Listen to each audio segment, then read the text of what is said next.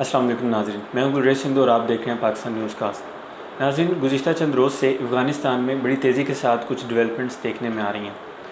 امریکی افواج کے انخلاء کے بعد 15 اگست بروز اتوار کی صبح ہمیں حیران کن طور پہ خبر ملی کہ کابل کے مضافات میں طالبان داخل ہو چکے ہیں، اور یہ ایک مشکل وقت تھا افغان حکومت پہ بھی اور افغان عوام پہ بھی، خاص طور پہ کابل کے شہریوں کے لیے۔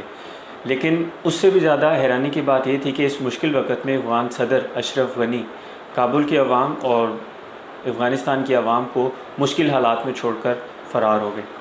تو یہ کچھ پس منظر ہے جس کے بارے میں ہم آج بات کرنے جا رہے ہیں۔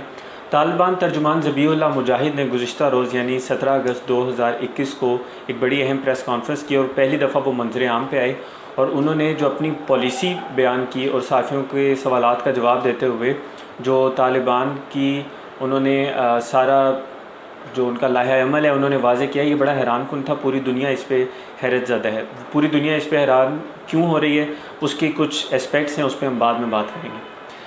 طالبان ترجمان ذبیح اللہ مجاہد نے سب سے اہم نقطہ جو کل ڈسکس کیا، اس میں انہوں نے کہا کہ جو افغان سرزمین ہے وہ دہشت گردی کے لیے استعمال نہیں کرنے دیں گے، جبکہ جو ہمسایہ ممالک ہیں اور جو عالمی برادری ہے ان کا سب سے بڑا شکوہ یہ رہا تھا طالبان حکومت سے، جو کہ 2001 سے پہلے قائم تھی افغانستان میں، کہ جو افغان سرزمین ہے وہ مختلف ممالک کے خلاف استعمال ہو رہی ہے، اور یہاں پہ مختلف دہشت گرد گروہ جو ہیں وہ پنپ رہے ہیں، اور وہ پھر پوری دنیا میں دہشت گردی کے لیے استعمال ہوتے ہیں۔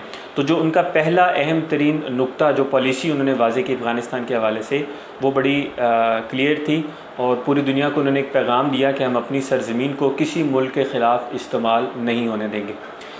دوسری اہم ترین بات جو انہوں نے کی، وہ انہوں نے یہ کہا کہ دنیا تعمیر نو میں ہماری مدد کرے۔ اس کا مطلب یہ تھا کہ وہ یہ چاہتے ہیں کہ وہ عالمی برادری کو ساتھ لے کر چلیں، اور اس کا ثبوت اگلے ان کے نقطۂ نظر سے بھی ملتا ہے ہمیں۔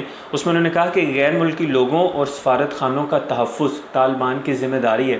انہوں نے اس چیز کو اون کیا کہ کابل میں جتنے بھی غیر ملکی لوگ ہیں، جو سفارتی عملہ ہے مختلف ممالک کا، اس کا تحفظ ہم یقینی بنائیں گے، اور اسی کا نتیجہ ہے کہ روس نے وہاں سے اپنا سفارتی عملہ نہیں نکالا، اس کا انخلاء نہیں کیا گیا۔ اسی طرح سے بعض اطلاعات کے مطابق ترکی نے بھی وہاں سے اپنا جو سفارت خانہ ہے اسے بند نہیں کیا، بلکہ وہ سارا جو سفارتی پروسیس تھا وہ جاری رہا۔ تیسرا اہم ترین نقطہ جو انہوں نے بتایا وہ یہ تھا کہ طالبان حکومت میں سب جماعتیں شامل ہوگی اور یہ قومی حکومت بنے گی۔ یہ اس حوالے سے انہوں نے اپنی بڑی جو پالیسی ہے اس کو واضح کر دیا کہ ود ان دی افغانستان جتنے بھی اسٹیک ہولڈرز ہیں ہم ان سب کو ساتھ لے کر چلیں گے۔ اس کے بعد انہوں نے یہ کہا کہ خواتین شریعت اور افغان اقدار کے مطابق ہر شعبہ میں کام کر سکیں گی۔ ایک اور خدشہ جو عالمی سطح پر ظاہر کیا جاتا ہے طالبان کے حوالے سے، وہ یہ ہے کہ طالبان حکومت کے آنے سے جو خواتین کے بنیادی حقوق ہیں وہ پامال ہوں گے اور ان کو بالکل سائیڈ لائن کر دیا جائے گا۔ تو اپنی اس پالیسی کے ذریعے ذبیح اللہ مجاہد نے طالبان کا جو آئندہ کا لائحہ عمل ہے خواتین کے حوالے سے وہ بڑا انہوں نے واضح کر دیا۔ انہوں نے کہا کہ کسی قسم کی کوئی تفریق نہیں ہوگی، تمام خواتین کو اجازت ہوگی کہ وہ ہمارے ساتھ شانہ بشانہ کام کر سکیں۔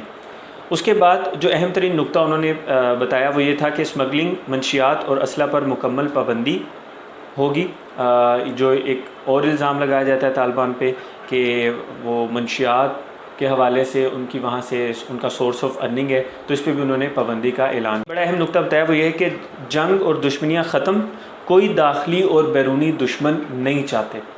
یہ بڑا ان کا کلیئر نیریٹو تھا اس حوالے سے، اور اس کا واضح ثبوت اور اس کا جیسر دینے کے لیے انہوں نے جب کابل میں جب وہ داخل ہوئے تو انہوں نے وہاں پہ کسی قسم کی کوئی قتل و غارت گری نہیں کی، بلکہ سب کے لیے عام معافی کا اعلان کر دیا، اور عام شہریوں کابل کے جو رہائشی ہیں ان کے ساتھ ساتھ وہ لوگ جو غیر ملکی افواج کے ساتھ بطور ترجمان ان کے ساتھ منسلک تھے یا ان کے ساتھ کچھ خدمات وغیرہ انجام دے رہے تھے، ان کے لیے بھی انہوں نے عام معافی کا اعلان کیا، اور کسی قسم کی کوئی قتل و غارت انہوں نے کابل میں نہیں کی۔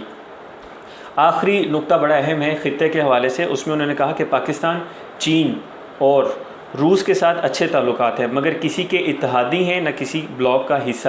یہ بڑی اہم سٹیٹمنٹ ہے، اور اس سٹیٹمنٹ سے پتہ چلتا ہے کہ طالبان کا اس خطے کے حوالے سے کیا نیریٹو ہے۔ خطے میں طالبان اپنے تمام ہمسایہ ممالک کو ساتھ لے کر چلنا چاہتے ہیں، جس کا انہوں نے اندیا دیا کہ پاکستان، چائنا اور رشیا کے ساتھ بڑے اچھے تعلقات ہیں، لیکن اس کے ساتھ ساتھ انہوں نے یہ بھی واضح کیا کہ ہم کسی بلاک کا حصہ نہیں بنیں گے۔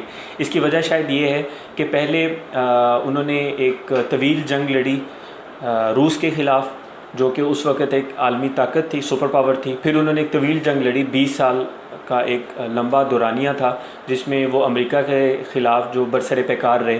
تو اس سب کے نتیجے میں وہ شاید اس نتیجے پہ پہنچے ہیں کہ ہمیں دنیا میں تمام عالمی برادری کو ساتھ لے کے چلنا چاہیے اور کسی بھی بلاک کا حصہ نہیں بننا چاہیے، کسی غیر ملکی جنگ کا حصہ نہیں بننا چاہیے. تو طالبان ترجمان ذبیح اللہ مجاہد کے اس بیان کے حوالے سے 3 مختلف آراء پائی جا رہی ہیں. بعض لوگ بڑے حیران اور ششدر ہیں کہ کیا یہ وہی طالبان ہیں جو 2001 سے پہلے تھے. بعض لوگ اس کو ان کی ایک چال قرار دے رہے ہیں اور وہ کہہ رہے ہیں کہ نہیں، یہ صرف کہنے کی باتیں ہیں، وہ پریکٹیکلی ایسا نہیں کریں گے. اور بعض لوگ ایسے ہیں، ایک تیسرا نقطہ نظر ہے جو یہ کہتا ہے کہ اب طالبان بدل چکے ہیں اور اس کا سب سے بڑا ثبوت یہ ہے کہ انہوں نے افغانستان کے بیشتر علاقوں پہ بغیر کسی خون خرابے کے اور کسی بڑی قتل و غارت گری کے انہوں نے قبضہ کیا ہے. یہ اس بات کا واضح ثبوت ہے. بہرحال اس ساری سٹیٹمنٹ کے حوالے سے یہ دیکھنا ہوگا کہ آئندہ آنے والے وقت میں طالبان ان تمام تر پالیسی پہ، اس تمام تر لائحہ عمل پہ کس حد تک عمل درآمد کروانے میں کامیاب ہوتے ہیں. اب تک کے لیے اتنا ہی. مجھے اجازت دیجیے. اللہ حافظ.